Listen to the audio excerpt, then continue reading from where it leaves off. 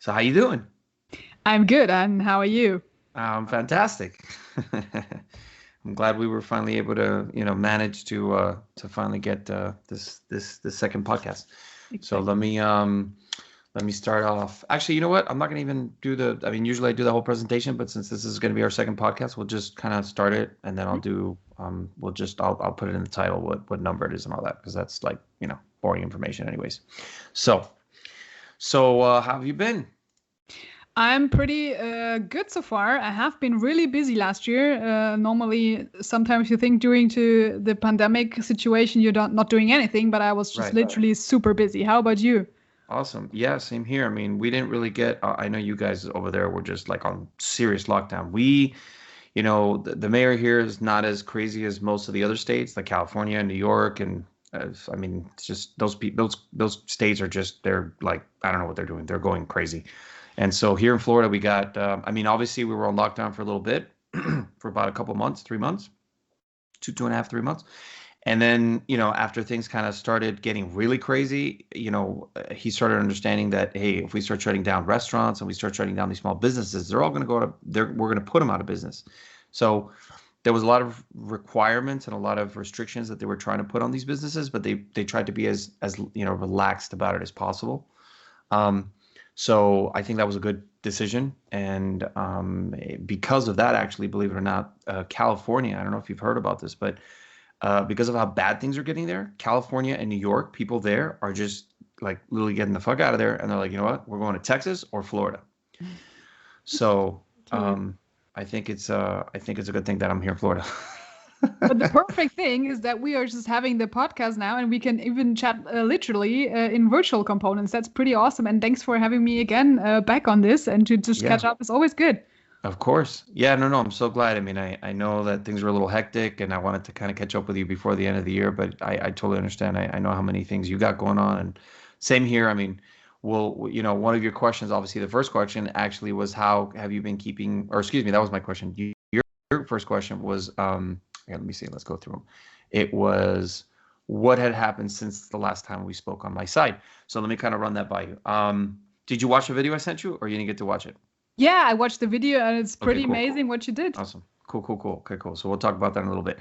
So yeah, I tried to be as productive, I think, as most people were trying to be as productive as possible. And one of the things that I really had my mindset on was I needed to somehow find, different the personalities on social media, things that were trying to keep away from all the negative portion of the whole COVID situation. Because believe it or not, I don't know if in Europe this is what was going on. Maybe you can tell me, you can kind of give me some info on your side. But I'll tell you one thing.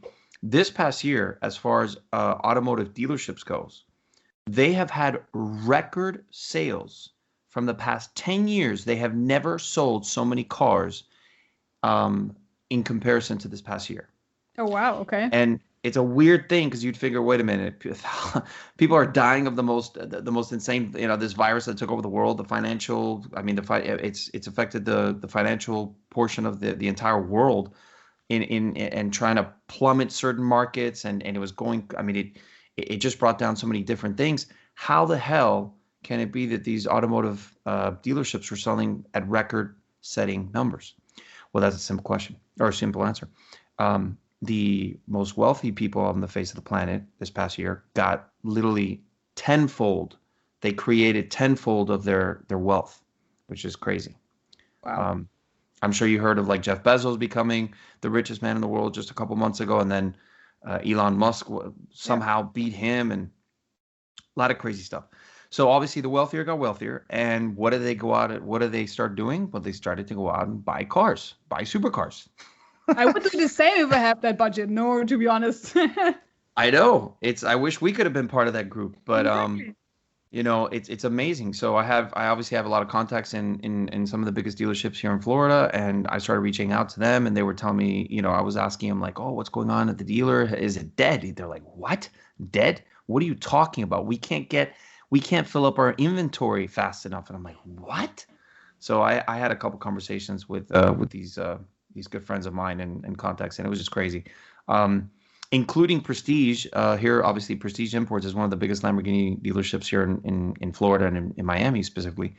and it's crazy. Their inventory usually is 300 cars, 280 cars, usually almost all supercars. When I walked in there, I was there just 2 months ago. It was crazy. I spoke to one of obviously the owner there. His name is Brett David, very cool guy. Huge car enthusiast, and he's been doing absolutely amazing things with his dealership. And his story. I'm going to try to get him on the podcast one day, which will be really cool. But he's always got a billion things on his plate. And I was talking to him, and he's like, "Yeah, it's crazy. We're 20% down on inventory. Like we're 80% down on inventory. We can't." And right now they're actually trying to buy cars, and they can't even find cars to buy. So yeah, so that's one of the things that I started to keep myself busy with. And what I wanted to do was line up for, obviously, when things finally got unrestricted, to start doing some cars and coffees, car shows, car events. So I was kind of waiting for that.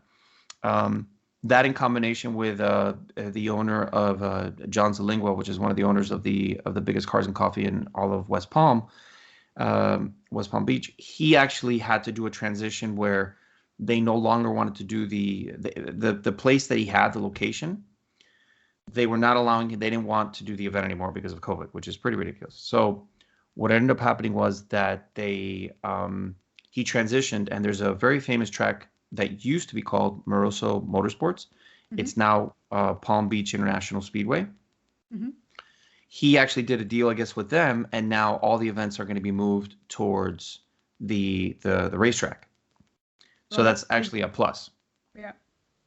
So I was working on that, and just been trying to keep as busy as possible. I even there's some other things I want to bring in, but I want to get you a chance to talk. So let's kind of switch over to you. Yeah, so your question was, have you been keeping busy for the past 6 months? And I can definitely tell you yes, because literally at the end of the year, I got so many requests from, hey, can you just join the sim race here and the sim race there? And I was like, okay, guys, my system was not even running since the January 2020 season start. So I just tried to keep up with that, but I did not have the full kind of equipment here to be on the spot and competitive. So I said, okay, just give it a pause.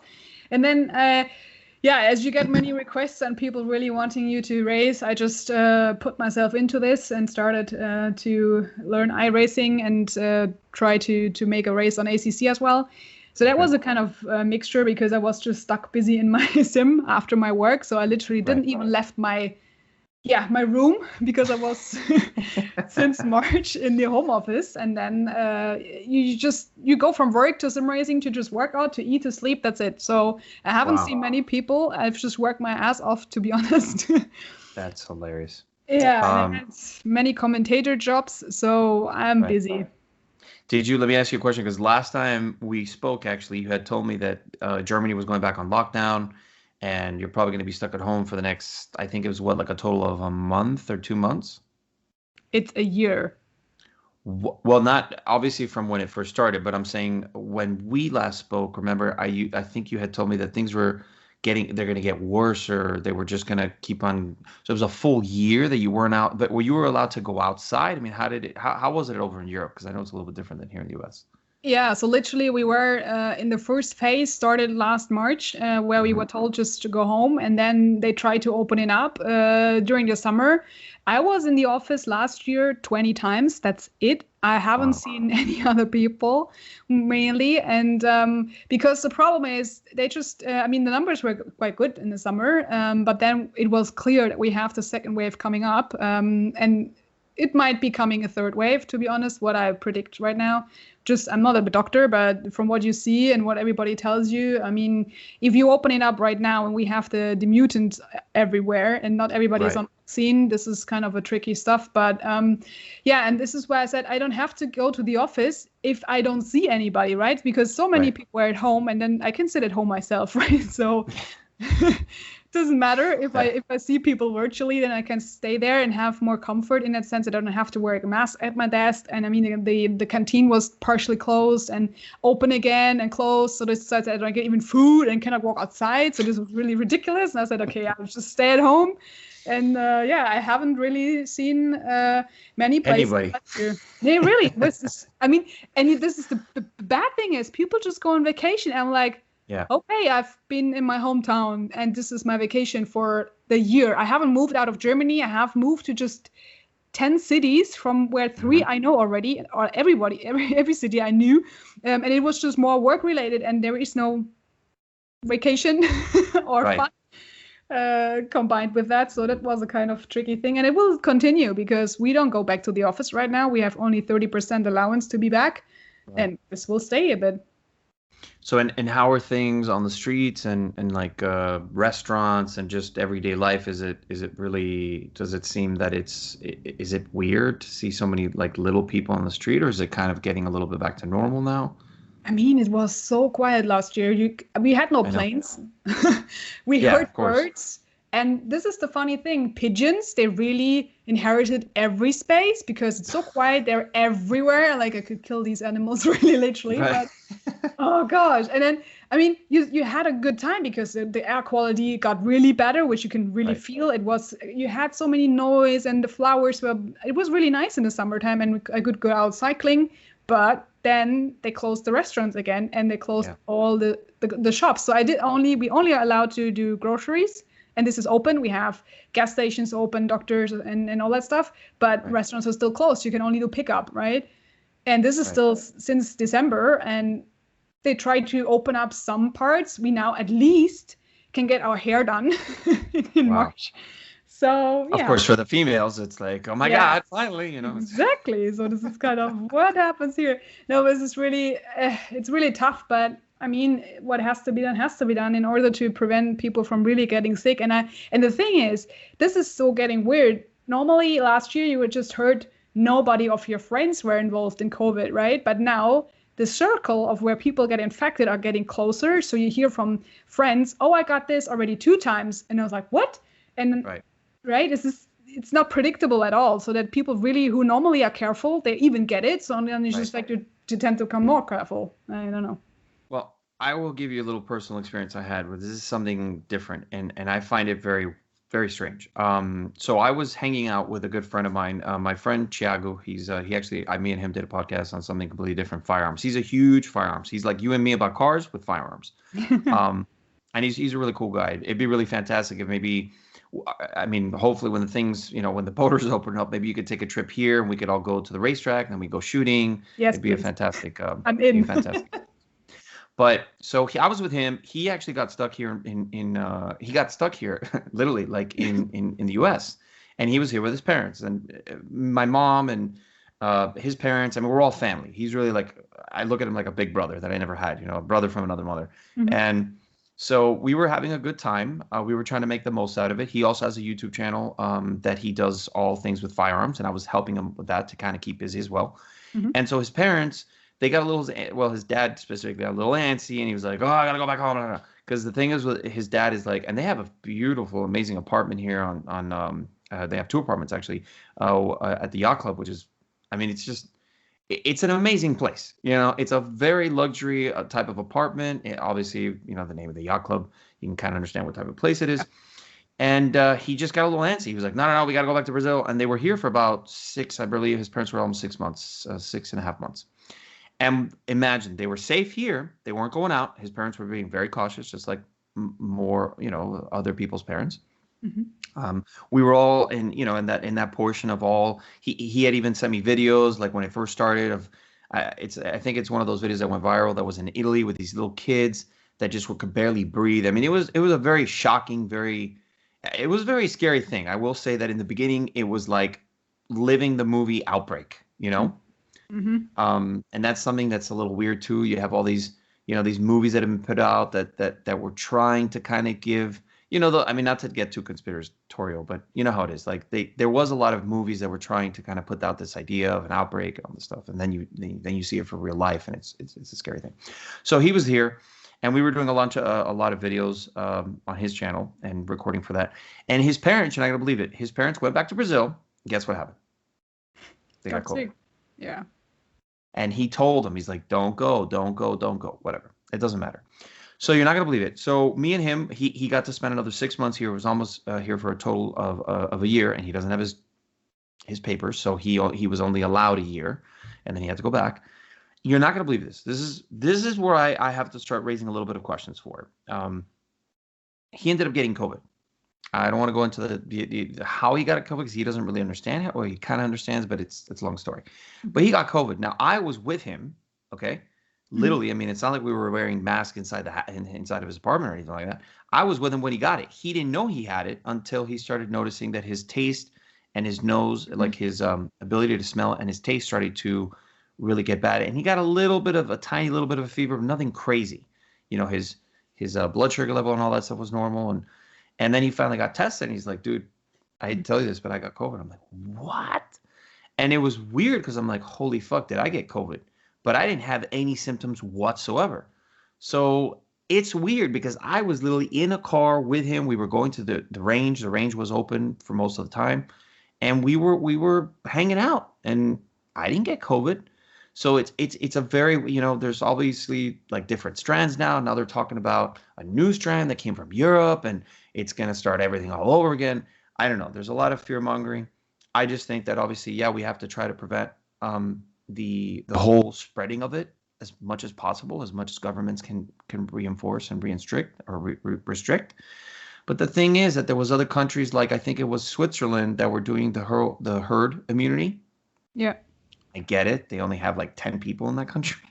So it's a small country and maybe they could afford to do that type of immunity. But the thing is that this thing is literally all over the place, everywhere. Oh, and his parents, by the way, they didn't, I mean, they got sick, they got COVID, but they weren't like dying. I mean, his dad had a little bit Yeah. of trouble breathing for about a week, but then he was okay.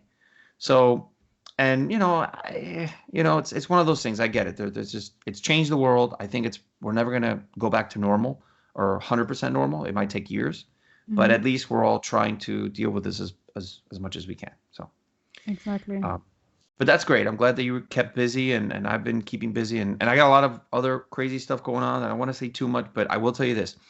Um, I'm planning on something really huge. I'm gonna hopefully be opening up a very special type of dealership here in Miami. Mhm. I can't say too much, but it's gonna be do you know the Shelby CSX cars? Yeah. Okay, fantastic. Um, I will probably, hopefully, in the next couple months, I'm going to be opening up a dealership. It's going to concentrate only in that, but not only is it going to just be a dealership, it's going to be a full blown. It's going to be a garage. It's going to be a place, well, not a garage, but a place where all types of car enthusiasts here in Florida and from all over the country and all over the world can visit. We're going to be having events every month. We're going to have track events. We're going to be doing the advanced drive. Oh, that was the other thing that I think that we didn't talk about. So this whole past year, I was thinking about something that I wanted to do. I've been wanting to do for a long time. It's called the Advanced Drivers Supercar Experience, and Mhm. it's basically exactly what it sounds like. It's a training course that I'm doing with my company, AG Supercars, that I want to be able to train people properly, car control, drifting techniques, proper braking techniques, and spatial awareness. And those are the four main aspects of things that I want to teach.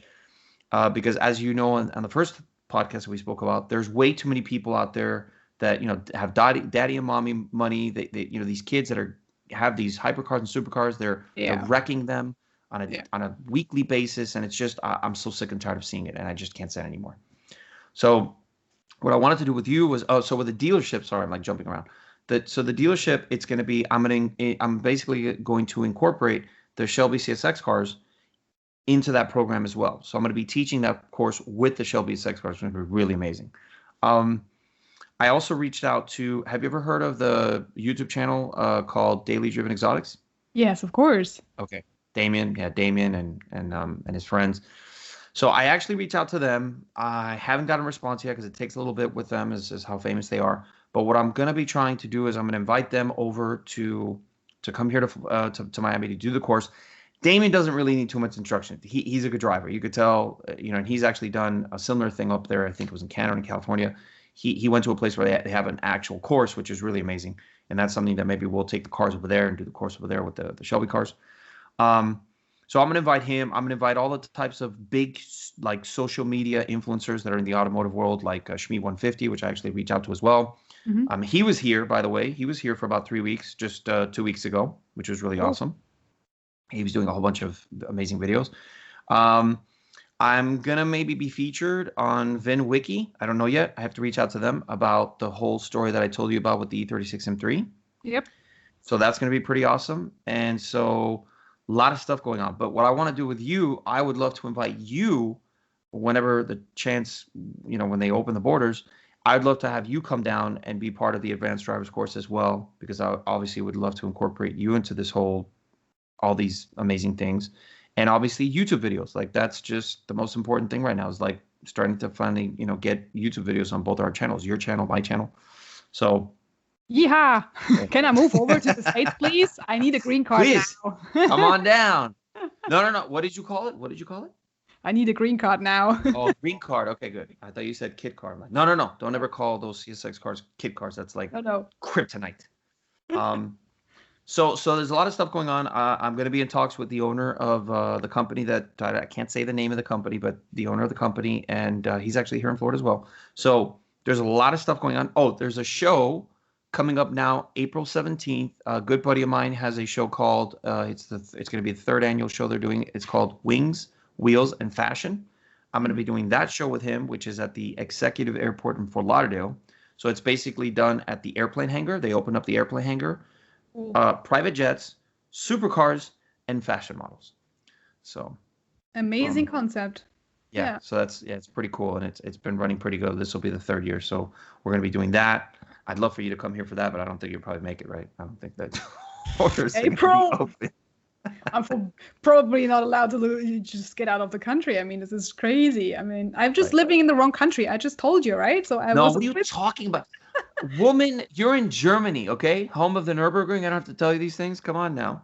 Yeah, I mean, the Nürburgring is a really big advantage we have here, to be honest, right? But in terms of having all these kind of supercars and meetings and living the easy life and having a good time is actually in the States, right? So here it's just like the boring in comparison to what you have done, right? That's true.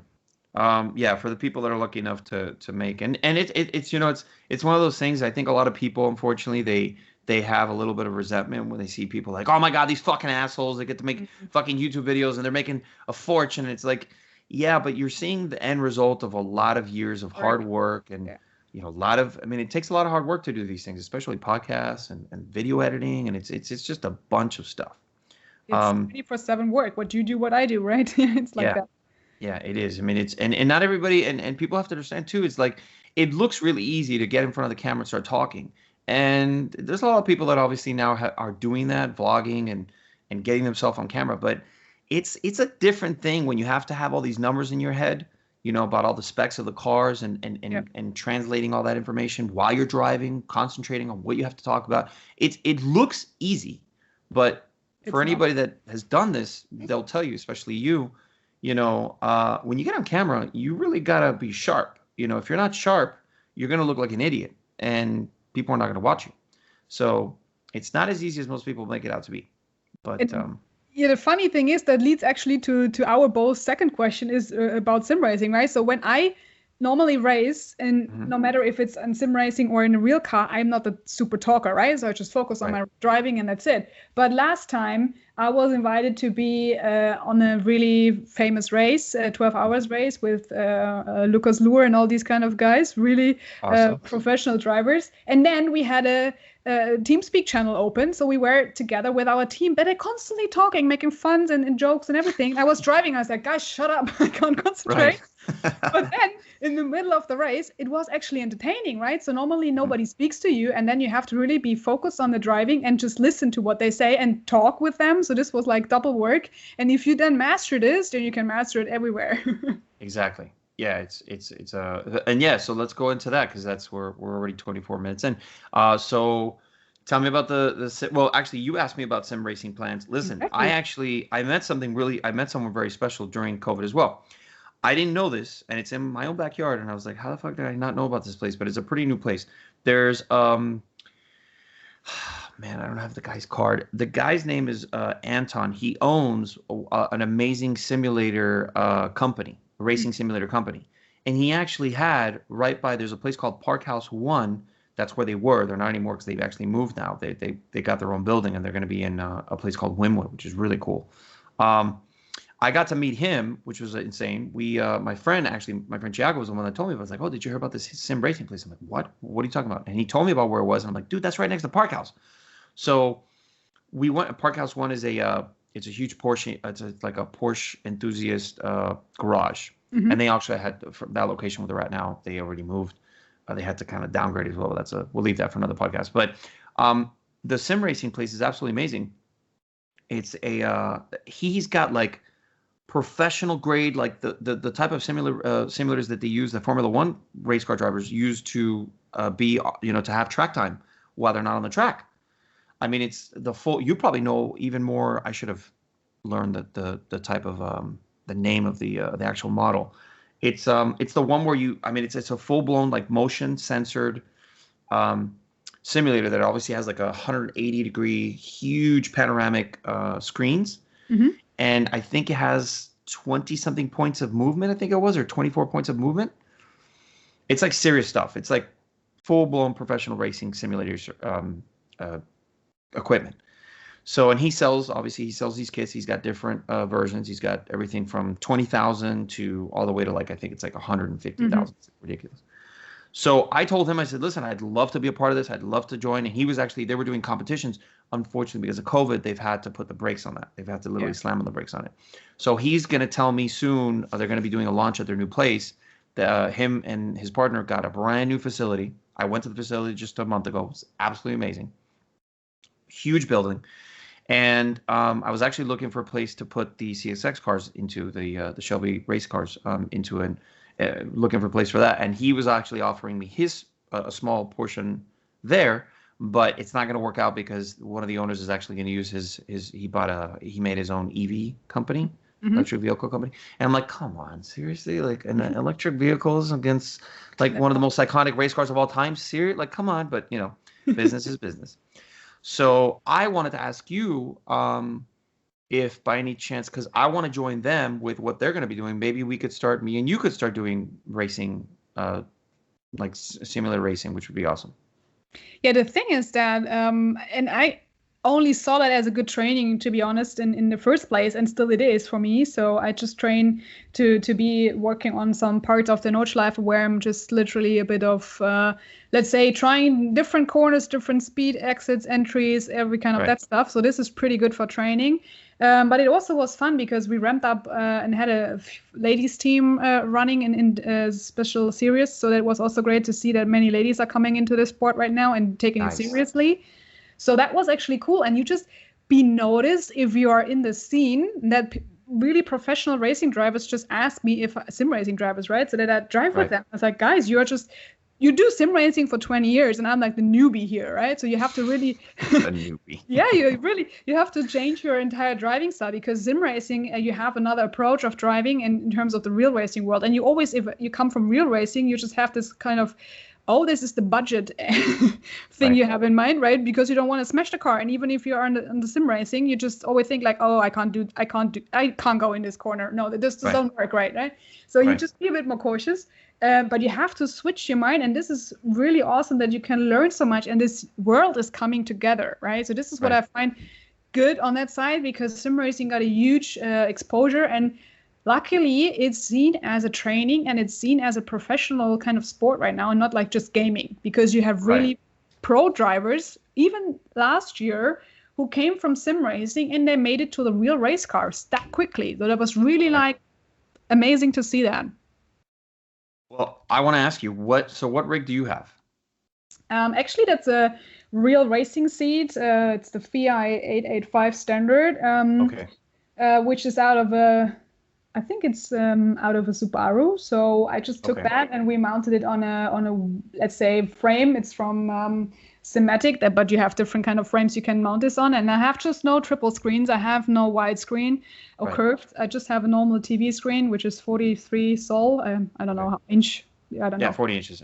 Yeah, but and then I have. The gaming PC is way far from being professional, and it doesn't even allow me to stream when I'm racing. But it's doing the work, and I have, which is really great. This year, ramped up the system, having Flatout wheels and base, and also pedals.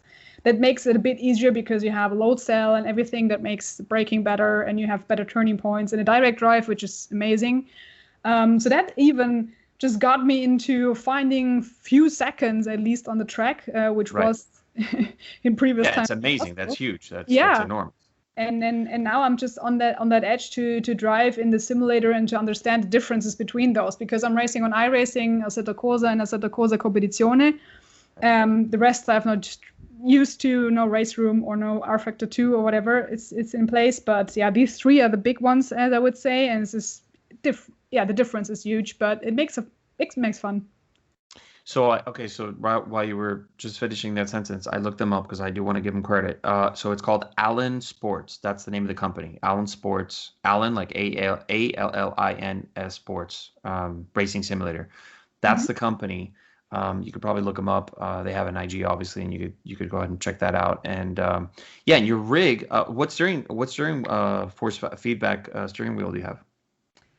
It's the Club Sport Formula One racing wheel, and we have the DD1 base, and we have the V3 pedals, so this is pretty good. The thing is that there is no motion, which is kind of a problem, because I'm normally a person who has this kind of feeling under the butt. Has to be that.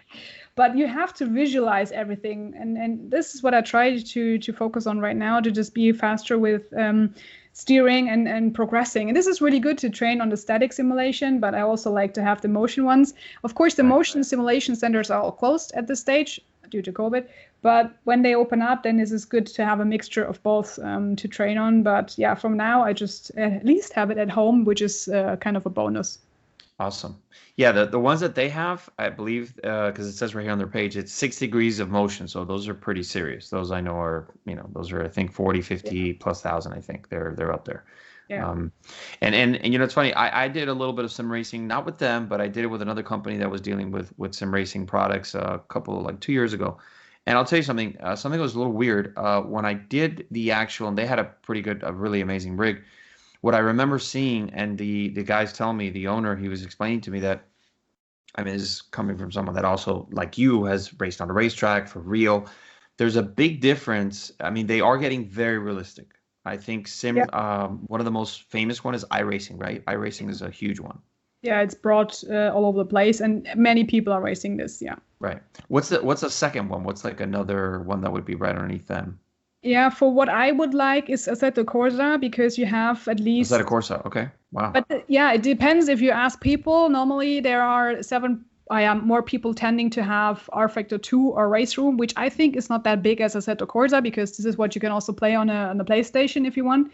Right, exactly. In that sense. But from my understanding and what I feel is, in terms of, some people say in iRacing they don't care about the visuals, but actually I have to turn down all the video components to such a low resolution that it's just sometimes pixels springing around. So this is not the real world for me. So I just try to make it on the track. But if you have Assetto Corsa Competizione, where actually the details of this simulation is so great that you really feel that you're on track and everything is so precise and sharp, then this is for me like more immersive, and I have more the feeling that I'm sitting in this car and race on a proper racetrack, because you see everything, right? So that's what I feel or appreciate as a real racing driver, to have a good kind of simulation in terms of the detail they pay attention to. Even the raindrops or the rain, snow, whatever you have is more realistic. And iRacing doesn't even have rain, right? So if I want to train rain on Nordschleife, which you normally have, then I can train it on Assetto Corsa and use the Sol mod, which is an extra mod where you can just have different kind of settings. And normally,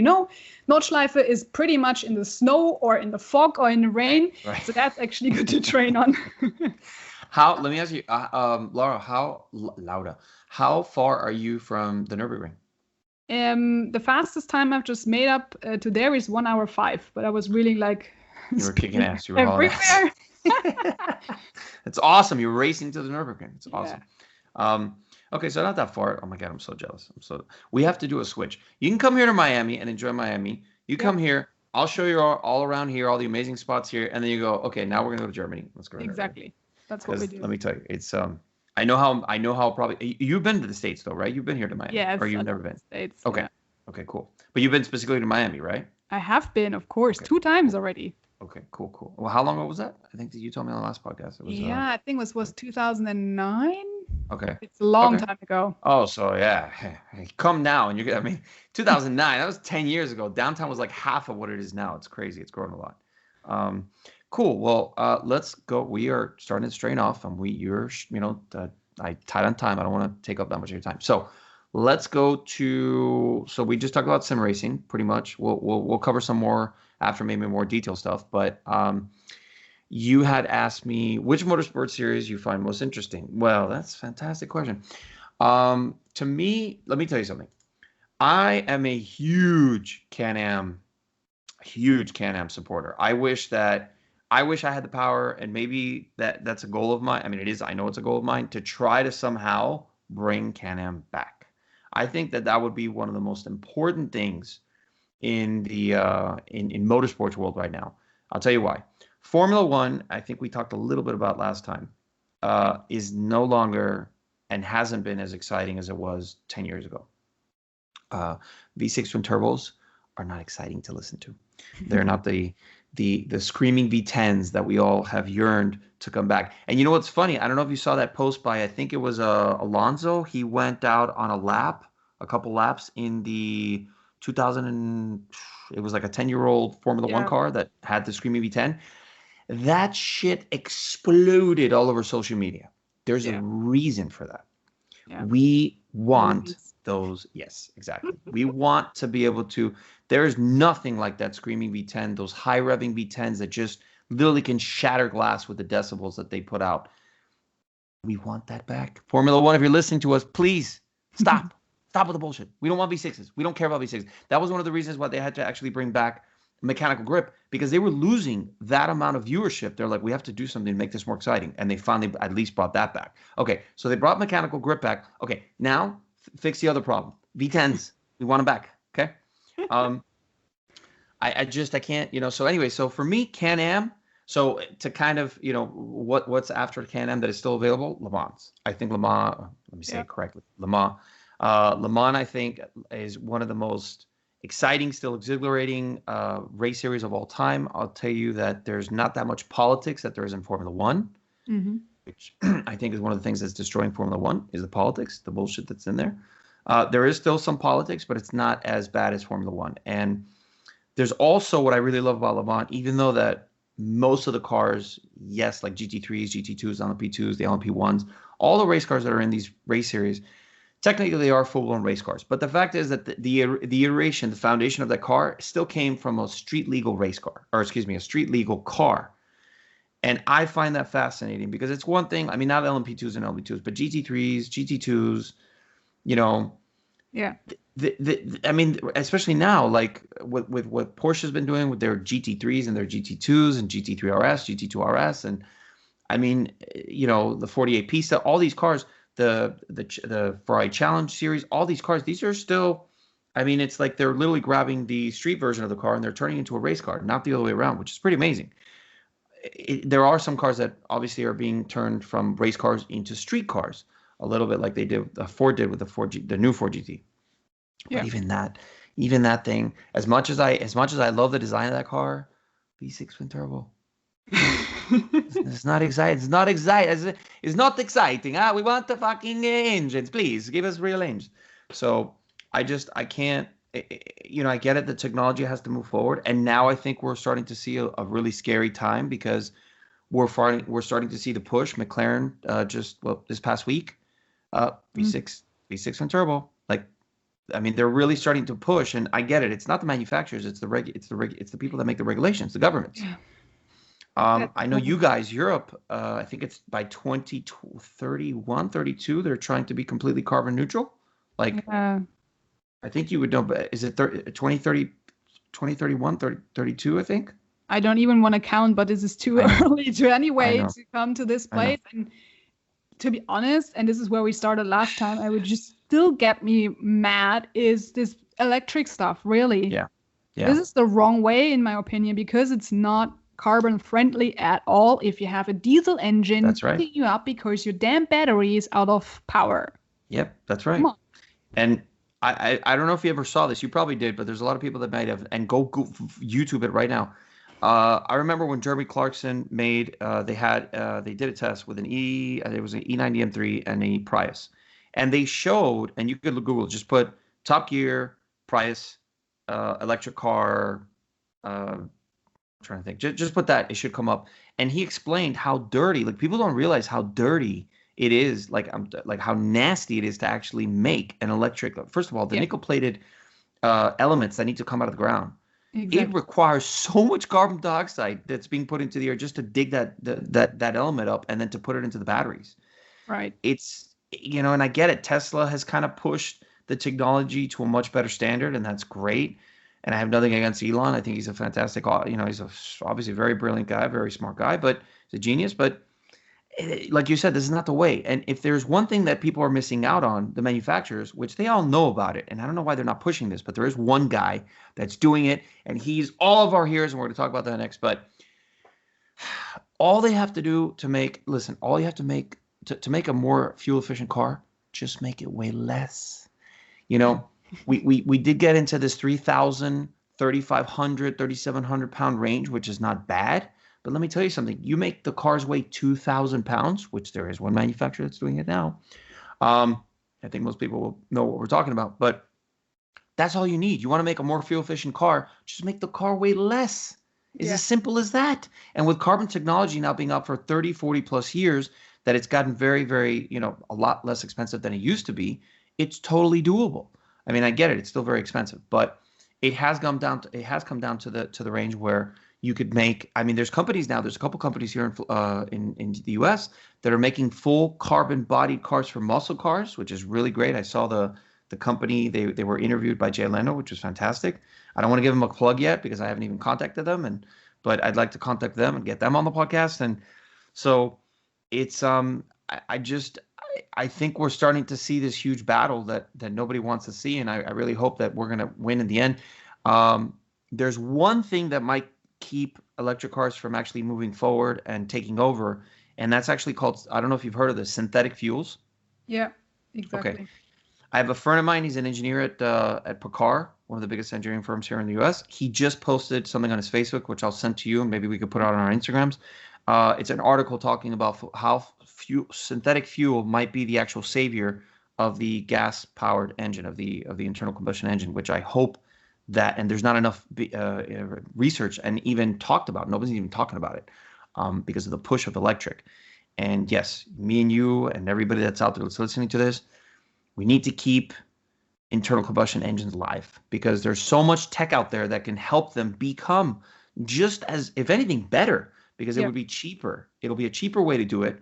There's no need to start pumping all these electric cars into the world, and they're just not exciting, and are they good cars? Yeah, they're finally starting to get to that range where they're starting. But even the other day I watched a video, like I'm on a group, car group, and I got a little disappointed. There was a guy that kept on fighting with me. So I'm like, oh no, electric is the way. And I'm like, really? Okay, here, let me show you something of the way it is. And supposedly the range is supposed to be 300, 320, 340. Yeah. Real live tests that have been done by YouTubers, they don't even come close. They fall shy at 220, 230 maybe. I think it was 240. Exactly. And then you drive 120 kilometers per hour. That's maximum, right? Otherwise, you're 50 kilometers. Exactly. And that's like using cruise control. Forget about if you try to start stomping on the accelerator and trying to get speeding up, slowing down. And I mean, with an engine, internal combustion engine, if you floor it, you're going to run out of fuel as well. But even with tuning, you could change that. You could make that so efficient by just leaning out the part throttle mix, which you can literally make. I mean, you could even get 40 miles per gallon if you wanted in a Murcielago if you tune it correctly. So I'm hoping that. I'm hoping that as well, because the thing is, Walter Röhrl, right? Who? Walter Röhrl. Who's he? I should know who he is. He is Germany's most famous rally driver, and he works. Okay.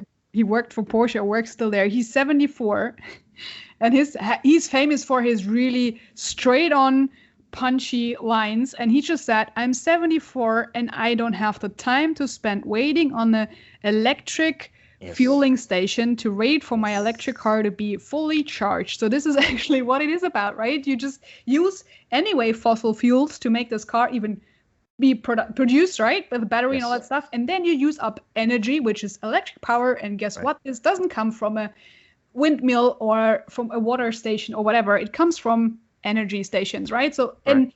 and still you can't even make a trip in time. I don't if you drive from Hamburg to Munich and you have to stop for half an hour, 1 hour to just refuel your car twice and charge it. So what? Then you take up more time for what? Right. Yeah, it's that the charging, yeah, and one thing I want to add to it because I finally actually drove the first Tesla ever. A friend of my friend Thiago, his real estate agent, he decided he was going to get a Tesla, and this was stupid because he asked us, "Hey, should I get the new Defender?" Just stop right there. Yes. Don't even say anything else. Or should I get the new Tesla, the Tesla, not it's the smaller SUV. I don't know it because I don't give a fuck about to know. Okay, guys, I don't care what it is. It's a piece of shit. I hate it. But anyways, it's the smaller SUV, not the X. It's the smaller version of it. And he was gonna do a test drive and everything. He's like, oh, why don't you guys come with me? Because he knows I'm a car guy. He knows Chad was kind of a car guy. So we went. And let me tell you something. This is what it felt like. I'm sure you have been on a roller coaster, correct? Yep. Yeah. Okay. So there's a really famous park here in Miami, in Florida called Islands of Adventure, and there's a very famous one called the Hulk ride. And there's a portion of it that launches you at the beginning of the roller coaster. It actually launches you. It uses the same launching device that they actually have on the aircraft carrier, obviously toned down. But it's really fucking awesome. And that's what it felt like. Okay? That was the first impression. I just floored it.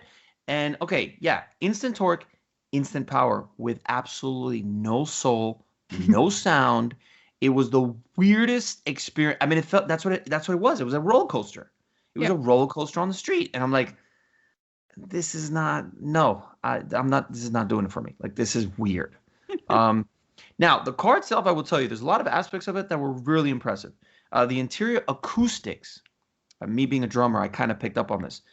It was something's going on with the acoustics in that car. They do something. I don't know what it is, at the shape or the interior materials. Something's going on with the acoustics where it was very amazing, where I was speaking to my friend that was next to me, and then the real estate agent was like on the back seats. It was weird. When he had his head all the way back on the headrest, he was talking to me, and I could clearly, it was almost like he was next to my ear. That was amazing. I don't know what's going on there. I asked him about the acoustics, but the representative of Tesla had no idea what I was talking about. I mean, he knew that there was something going on, but he didn't know why. The other thing that was interesting about the car was the braking, the regenerative braking. It's a good thing that they have two different settings, because I'll tell you, when it's fully set to give you all the regenerative power and it holds the car back a lot when you let off the accelerator. Yeah, exactly. It's very weird. It's also dangerous, to be honest, if people don't really realize it. If you go off the throttle and you just start braking, but you don't see any brake lights, to be honest, really, people don't get it if they're just starting driving behind these cars and rolling to a stoplight. Yes, correct. So it's not cool. So there was a couple of other things too that I didn't like. There was the one thing that I thought was amazing was the camera system that they have that displays everything in that center console that looks like a giant iPad. That was amazing. That was absolutely amazing. It's these cameras that are through an algorithm and all the software that's being pumped into these the technology. That was amazing. It would show me like the head. It would actually show me the signal. It would show me the cars next to me, the design of the car, like the shape of the car, like if it was like in a digital format. That's really cool. I will give it to him. That's pretty amazing. And obviously the self-driving technology, listen, I wish Elon would just sell that technology to all the car manufacturers, but obviously he's not going to do that because then probably half the people wouldn't buy them at that point. So it sucks that he'll never probably get to that point where he would outsource that technology and just allow it to the manufacturers to, because imagine if we could have that on a Porsche or a Lamborghini or a Ferrari. Holy shit. Okay, we're now James Bond. Like we are... which would be amazing, but I don't think that's ever going to happen. So there was just a lot of aspects I didn't like about the car. Oh, and I have to talk about one thing. The one thing that I've always noticed on the construction of these cars. So if you pop the trunks on any of these cars, okay, and this is something that my friend Thiago also noticed. The welds on strategic places of the open hatch on the body itself. Let me tell you something. The welds on these things they're still garbage. In the beginning, they were really bad. They're still, I'm sorry, Elon, if you're listening to this, garbage. What is going on? Like, why can't you get this straight? Like, why can't you get this right? This is not a hard concept. I'll tell you why they can't get it right. Because they're a company this is another thing that people don't understand. Tesla is not an automotive company that's making an electric car. Yeah. They are a technology company that is literally making a car out of tech, and that's a big difference. They're not a Coachworks company, an automotive company. They're a technology company. And so then the other thing that was very scary that we saw, I am not saying that the brake pedal is going to break, but we looked at the welds on the brake pedal. Go to your local Tesla dealership, open the door, look at the brake pedal, and look at the welds on the brake pedal. It's scary to look at that's how the welds are being done. So that types of stuff, and there's been a couple of videos that have been put up on YouTube that say how not exactly safe the welds and strategic places of the frame are actually being made. That's because of their knowledge. They don't have the knowledge, and nobody obviously, I don't think, wants to reach out to them. I mean, I know they have engineers, but so that's enough about Tesla. But yeah, so anyway, so let's switch gears because I got you. We're at 50 minutes. I don't want to like cut you short or anything, Laura. So the person that we were mentioning, that one of my questions to you that I wanted to kind of cover, because we covered actually you asked me one thing and I'm going to answer real quick.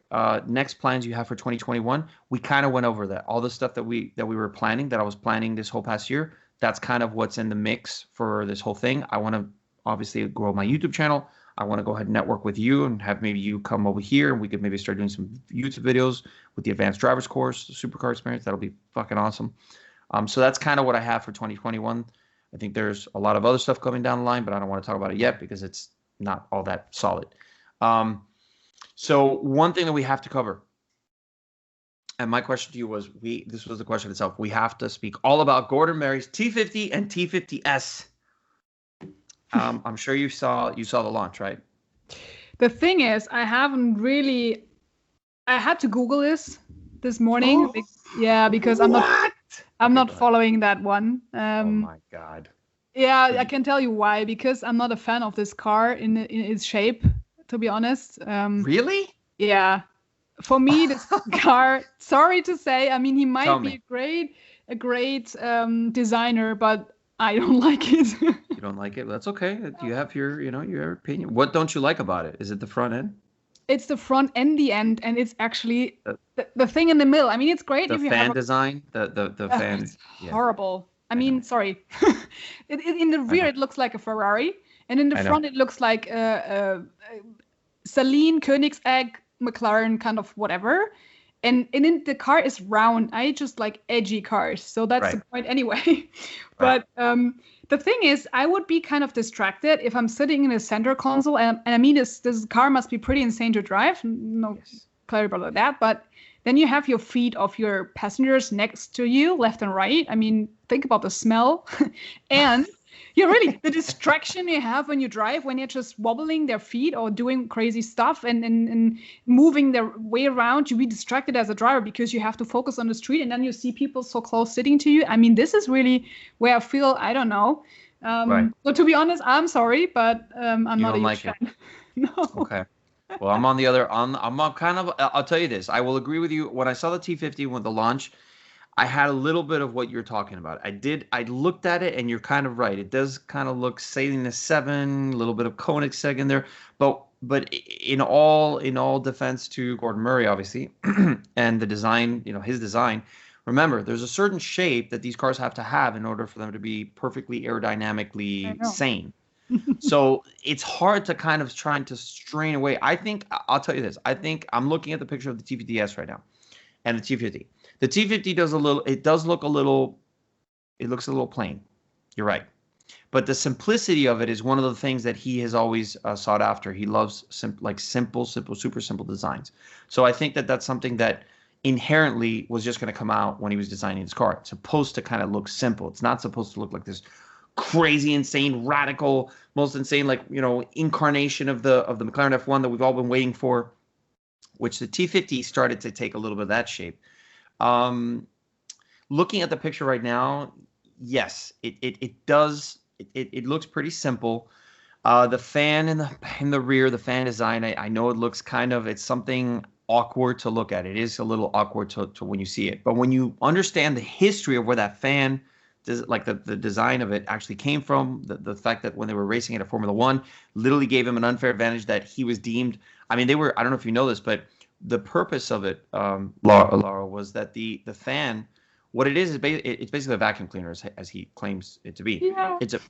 It's a vacuum cleaner. So they were getting 30 miles per hour more than any of their competitors. I've been tracking this whole project since he announced that he was going to come up with a new car this past year, and that he himself, it was going to be a company completely directed by him and his own team and the members of the Formula One team where he's when he was racing 30 plus years. So all of that for me, and the fact that he was going to make a central driving position. That's a really good point that you made about people with their, but I don't know. I mean, I don't think you're going to be carrying around like bums, right? You're going to have people that actually take showers and are wearing shoes and wearing socks. But that's a good point. That's kind of a funny point you brought up. I mean, the feet being right there, that's kind of true. I don't know how close they would be actually. If you look at the dimensions, maybe it's done in a way where, but that is true. If you're taking, and then the way that, but I don't think that when you're staring down the road, especially being in that center position, you're going to have too much problems kind of, because that's one of the best. I mean, they have all said it. All race car drivers know that that's where you're supposed to be. You're not supposed to be on the left side or the right side of the car. So it helps you aim at the apexes and be able to mark the apex. I mean, every single time perfectly. So there's a lot of aspects that when I first saw like I said, the T50 is not as striking, obviously, as the T50S. Now, the T50S, I just saw the other day, and I was like, oh, like it just, for me, I'm like, oh, all I see is a new modern McLaren F1. Literally, I know it's not that, but that's what I like. Even the color they picked, it's like a brighter, crazier, more vivid, crazy type of orange, reflective metallic orange. It's just beautiful. And obviously, Niki Lauda has.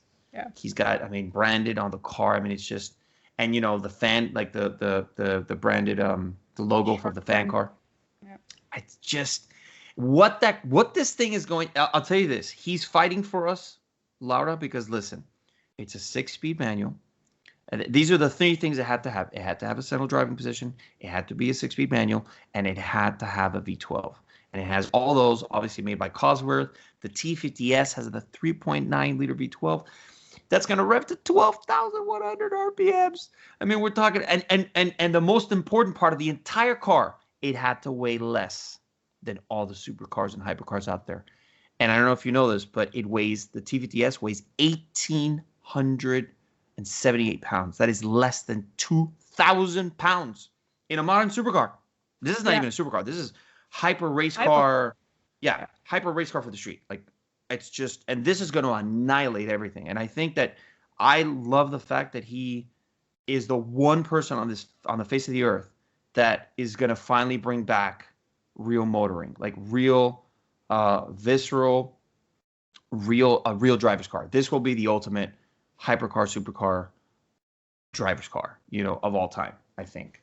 And the thing is, who is driving that? Because from the T50, you only have 100 models which will be sold, and this is about to have 2.6 million euros, and even the T50S is even 830,000 euros more. So look about 3.5 million to pay this car, and even the TS, I don't think that is 100. It will be just even less. So it will be a proportion of so less people driving this. Yep. I mean, that's what I really like about hypercars. It is okay if it's really like for the super rich and famous, no doubt about that. But if we want to bring this to the public, then it has to be a different approach. I mean, the T50S is definitely better than a T50, to be honest, really. Right. And also due to the fact that it is more racing style and it has the Niki Lauda homage on it. But who can afford it? Who can afford it? Yeah, I mean, that's the one thing. I'm hoping that somehow, some way with... I know I might sound a little crazy by saying this, but you got to aim high. I'm going to try to somehow, some way, before they all get sold. If not, I might have in my inner working circles through AG Supercars, I might actually know a couple people that are going to actually put their name on either car. So hopefully I might have access to the car to go do a YouTube video. Hopefully. There's always going to be a lot of the social media guys. I mean, Schmief 150 will probably know somebody, and Stradman's probably going to maybe know somebody. But maybe somehow we'll be able to actually, but yeah, to afford it, that's going to be, you're right. I agree 120%. It sucks but even if I don't fully like it, I will be jealous if you drive it. So okay. Well, you'll be there. If I get to drive that car, get to be in it, anything like that, trust me, I will invite you to that so you could be there with us and And I'm actually working on something as well on trying to get Chris Harris. I want to do some networking. I have to do something with Chris Harris. But again, not the easiest person in the world to contact. It's like contacting celebrities, full-blown celebrities at this point. So hopefully me and you can, down the line, maybe 2 years down the line, we could also become those type of people. Aiming high, right? And actually, Aiming high.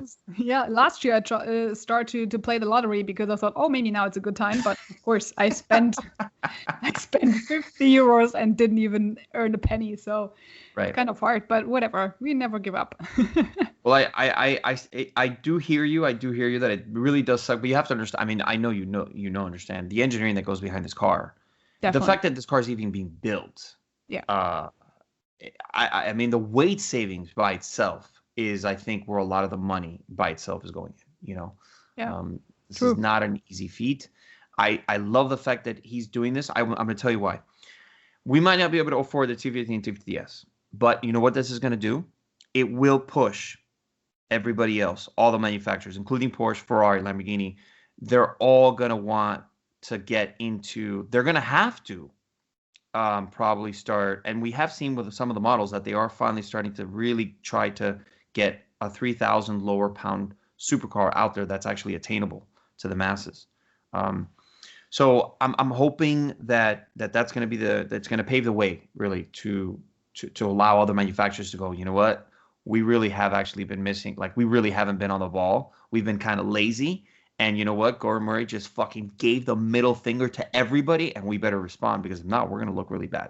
So, Gordon Murray, we salute you. I wish I could have been there for one of the launches or anything like that, but that was definitely not going to happen during COVID. And, I'm not that famous yet, so I'm trying to get there. But I've watched the launch. I watched all the path of from day one to now recently when they just announced. And let me tell you something, I swear to you, when I saw the T50, the T50S, I got goosebumps. I was just like, all I saw in the design of it, you could see the McLaren F1 small little details that are there, like the rounded edges on the rear that match the obviously the McLaren F1 from the 90s. And I think it's fantastic. I think he's everybody in the entire automotive industry, the entire automotive world has to salute him and say thank you, Gordon Moore, for doing this, because this is the car that now really we've been needing. This is the car that we have really been asking for. I think we're already getting tired of the same old formula that these manufacturers that keep on pumping out. More power, more torque, more power, more torque, more power. And okay, stop. Like you're not creating driver's cars anymore. And obviously we've seen the death of the manual. So just the fact that I had the 6-speed manual and a V12 that revs to 12,100 RPM from Cosworth, that by itself. That, and I got to give it to Aston Martin for the Valkyrie, because they did the same way. They went that same route. They said, no, it's got to be a V12. It's got to rev to fucking 14,000 RPMs. I think that one revs a little bit higher, or I think it's 14,000 RPMs. I might be wrong. I'm not going to Google it, but it's a high revving V12 and naturally aspirated V12. And that, I think those are the three components that will make, again, will pave the way for probably the best driving cars that we're ever going to see on the face of the planet. But Laura, I think that's pretty much. Let me make sure that we, because I know you got to go. No, I still have 45 minutes, so that's good. Okay. Have you? Yeah, we talked about. Oh, that's right. So I had asked you my last question that we didn't go over, which was, have you advanced at all with the racing track days, and how has your racing on track been since the last we spoke? So I think you basically haven't been able to get any on track time, right? Yeah, the thing we had, I had last year one race, which was the 6 hours race at the Nürburgring. And I think we spoke about that because our podcast was afterwards. So that was the only time I had really the chance to be on the track and swap the cars from a BMW to the Porsche. And hopefully this year I have the chance to drive the M2 CS Racing and a test, because I literally want to do this. And that's going to be amazing.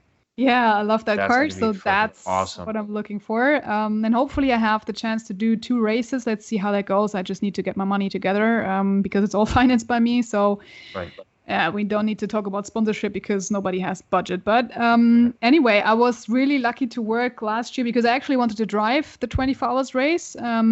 But the thing was that none of the spectators were even allowed to be in the pit lane. So it was Right. completely empty and people had to leave the grandstands at around 9. So it was really even quiet at night. And the race was also disrupted due to heavy rain. So we had even not a 24 hours race in full. But the great thing was I was in the pit lane and I was interviewing several teams. So I worked for Nürburgring TV, and I had the chance to interview James Clickenhouse and Jesse. So this was really amazing to meet these two guys. Wow. And they explained me how their car works. I mean, was the first time or the second time actually their race car, the 004C, was racing there, and I was like, woohoo! And this is so amazing to see and actually to hear what he was saying, exactly the same thing. They are like a small manufacturing company, but they have so much heart into this. And of course, they have the financials, but they try to make it. I mean, they try to bring the old racing fuel into what we normally used to have and trying to build these supercars and hypercars and try to push it forward. And they are really looking forward to it and trying to bring the history back on track. So this was amazing to speak to those. And I also interviewed Novel Racing, which was the Japanese guys, and also Teichmann Racing, who had the KTM Expo. So this was really great to meet these people and talk to them. And did you these were all podcasts, or not podcasts, but these are interviews that you did with them and you have on your channel? Now this was this was a special let's say production, and for them they have now made their own kind of summary videos around the 24 hours race, and I did the interviews with them. Yeah. So where can we see these? Are these already published, or they've been edited, or you're still trying to get them out?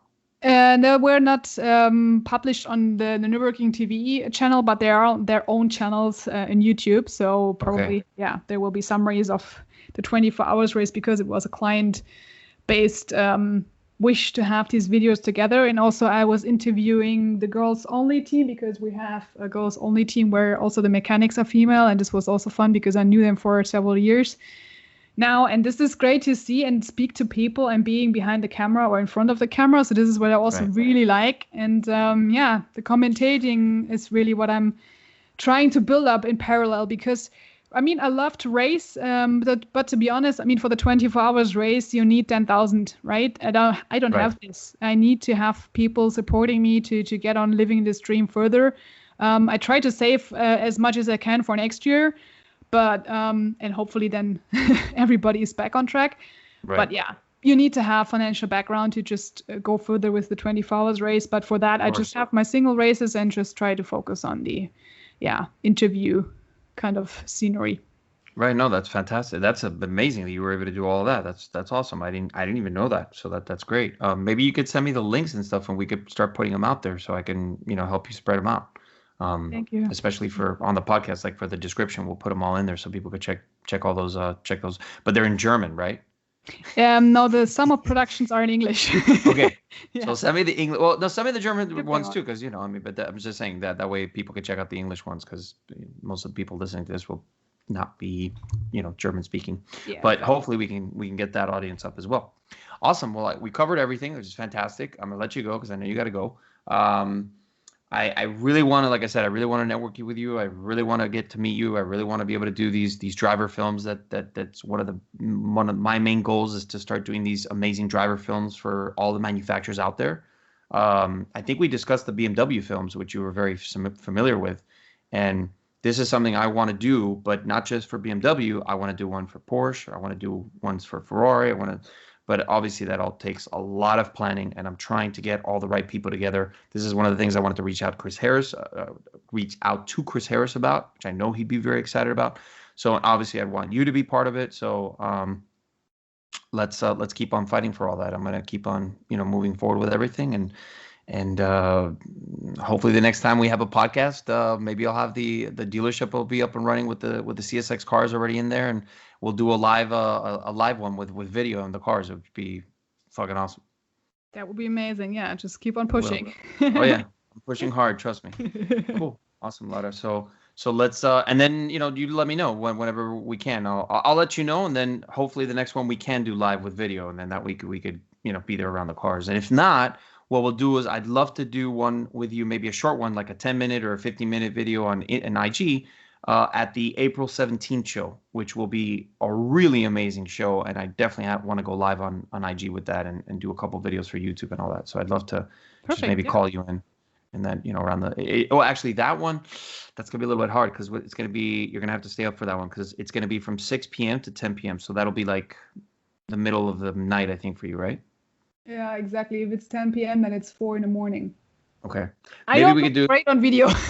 Then. What's that? Well, I'll be on video. I'll be on video. You could be voice. Yeah, that's funny. But you always look great. What are you talking about? You look fantastic.